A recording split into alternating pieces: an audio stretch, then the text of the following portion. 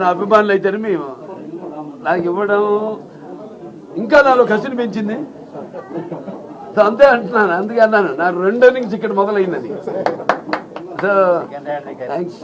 మరి నేను నటించిన రకరకాల పాత్రలు అది మరి ప్రజలే దానికి ఆమోదం వేశారు. మరి ప్రతి పాత్ర ఒక రాకే నాకు ఛాలెంజ్గా ఉండేది. నాకు ఎవరు ఛాలెంజ్ కాదు, నా పాత్రే నాకు. ప్రతి పాత్ర ఛాలెంజ్ నాకు.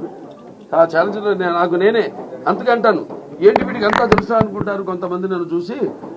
నాకంటే తెలుసుకునేంత గొప్ప విద్య ఇంక వేరేది లేదని నేను అంటాను.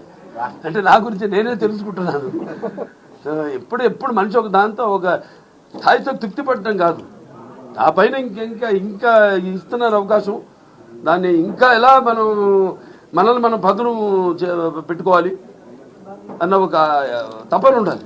ఆ తపనే నన్ను నడిపిస్తుంది. అదే పుణ్య దంపతుల అమ్మగారు నాన్నగారు ఆశీస్సులు, ఆ కళమ్మ తల్లి ఆశీస్సులు, ప్రేక్షక దేవుళ్ళ ప్రోత్సాహం.